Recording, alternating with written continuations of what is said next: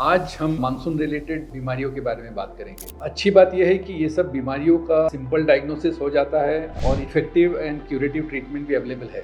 लेकिन डायग्नोसिस में डिले होता है तो ये सब बीमारियां सीरियस टर्न भी ले सकती है, पॉसिबिलिटी ऑफ डेथ भी होती है। अभी मानसून मुंबई में अराइव हो गया है और रेन भी हो रहा है, बड़ी अच्छी बात है। इससे जो हीट से रिलीफ मिलेगा सबको। बट मानसून के कारण जो बीमारियां होती है जैसा कि malaria, dengue, gastroenteritis, viral hepatitis, leptospirosis, अपन इनके बारे में आज बात करेंगे। अच्छी बात यह है कि ये सब बीमारियों का सिंपल डायग्नोसिस हो जाता है, अर्ली डायग्नोसिस हो जाता है और इफेक्टिव एंड क्यूरेटिव ट्रीटमेंट भी अवेलेबल है।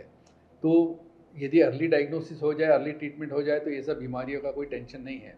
लेकिन यदि कोई बात इसमें डिले होती है, डायग्नोसिस में डिले होता है, ट्रीटमेंट में यदि डिले होता है तो ये सब बीमारियां सीरियस टर्न भी ले सकती है, पेशेंट सीरियस हो सकता है और इसमें पॉसिबिलिटी ऑफ डेथ भी होती है। एक अच्छी बात यह है कि ये सब बीमारियों के लिए प्रिवेंटिव मेजर अवेलेबल है।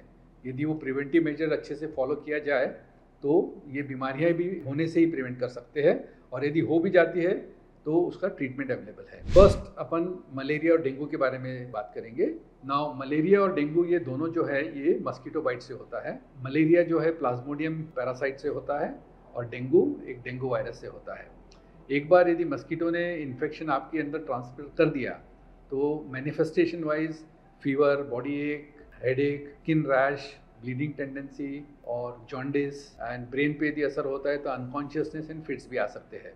तो ये मलेरिया और डेंगू का मैनिफेस्टेशन होता है। ये अभी जैसा कि आप देखेंगे, यदि प्रिवेंटिव मेजर के बारे में सोचेंगे तो एक बड़ी सिंपल थिंग है कि मस्कीटो को आपको बाइट करने ना दिया जाए। तो ये कैसा करा जाए? इसके लिए एक तो यह है कि मस्कीटो का जो पीक टाइम बाइट करने का होता है वो सनसेट और सनराइज के टाइम पे होता है, तो वो टाइम पे बाहर जाना अवॉइड करना चाहिए। सेकेंडली, जो लंबे स्लीव वाले कपड़े होते हैं, आपकी बॉडी को कवर जितना मैक्सिमम कर सकते हैं ऐसे कपड़े पहनना चाहिए।